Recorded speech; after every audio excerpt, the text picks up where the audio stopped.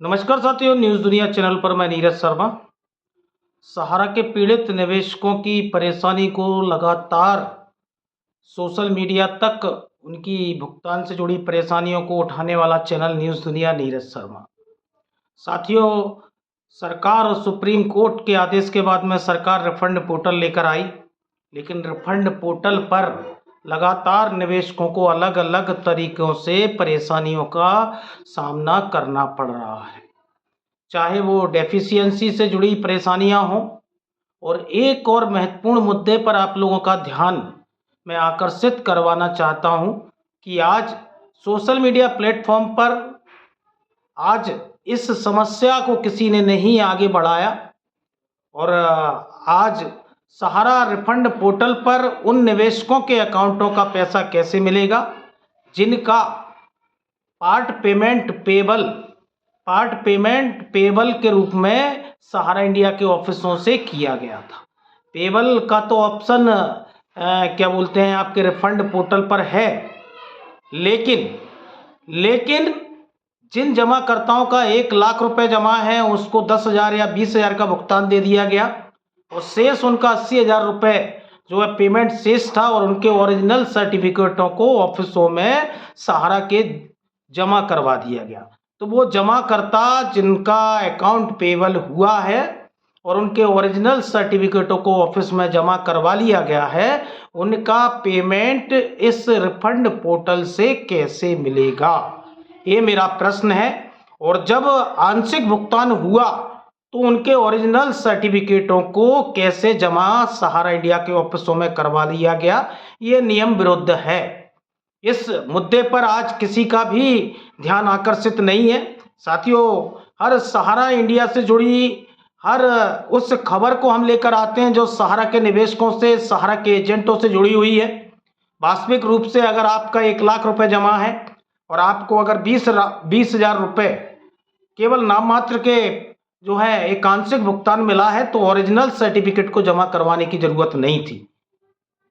हमने भी पेबल करवाया, उसकी फोटोकॉपी लगाई है, लेकिन कुछ जमा करता है कुछ ब्रांचों में ओरिजिनल सर्टिफिकेटों को जमा करवाया है, जबकि 1,00,000 का भुगतान उनको लेना था, उनको 20,000 मिला है। तो साथियों, वो जमा करता आज कैसे उन सर्टिफिकेटों को जो है स्कैन करेंगे, क्योंकि देश भर में सहारा इंडिया के ऑफिस बंद हैं। उन पेबल अकाउंट के डिपॉजिटरों को शेष अमाउंट का भुगतान कैसे होगा? मेरा प्रश्न है सहारा प्रबंधन से, मेरा प्रश्न है सहारा के मैनेजमेंट से, मेरा प्रश्न है इस देश के रेगुलेटर से, मेरा प्रश्न है सहारा रिफंड पोर्टल यानी CRCS से, और मेरा प्रश्न है सम्मानित सुप्रीम कोर्ट से। ऐसे हजारों लाखों निवेशक इस देश में हैं जिन्होंने आंशिक भुगतान लिया है, पेबल करवाया है, और उनके ओरिजिनल सर्टिफिकेटों को उन ऑफिसों में जमा करवाया। सहारा कहती है कि हम चरणबद्ध तरीके से देश भर में ऑफिस खोलने वाले हैं, लेकिन ये जमीनी धरातल से कोसों दूर है। आज डेफिशिएंसी को खत्म करने के नाम पर इनके फ्रेंचाइजी मैनेजर, इनके स्टाफ आपदा में अवसर तलाशने का काम कर रहे हैं। आज भी जमाकर्ताओं से हजारों हजार रुपए लिए जा रहा है, एक एक बॉन्ड का 500-500 रुपए लिया जा रहा है। तो एक लूट सहारा इंडिया के ऑफिसों में आज भी संचालित है।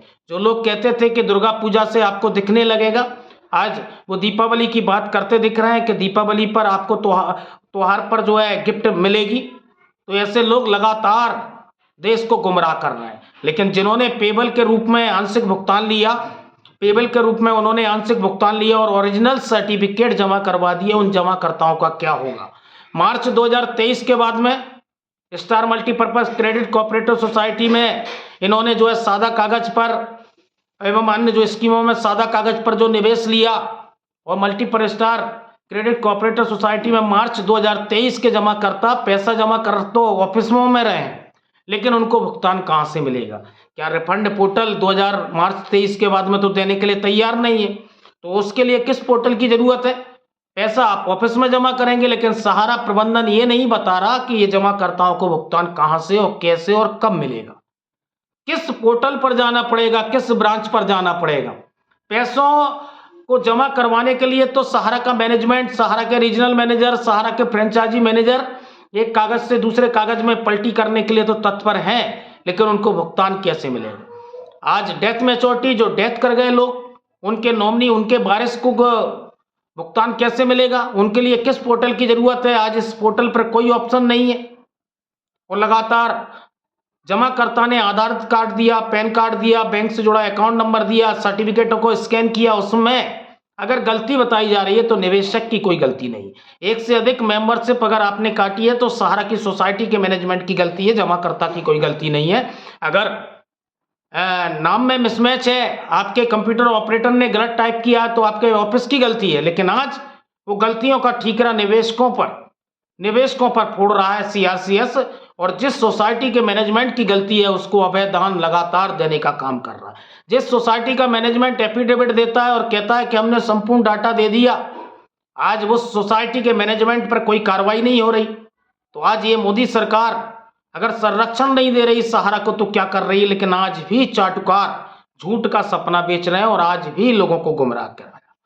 कहा जा रहा है कि दीपावली से आपको गिफ्ट मिलने वाली है, दीपावली का गिफ्ट, लेकिन गुमराह मत होइए। हकीकत ये है कि 5 से 6 लाख लोगों को इस रिफंड पोर्टल से पैसा मिला है और इस पर भी कोई नोटिफिकेशन नहीं है कि 10,000 पाने वाले कितने जमा करता है, 50,000 पाने वाले कितने जमा करता है, और जिन लोगों को पैसा मिला है उसका क्या क्राइटेरिया है।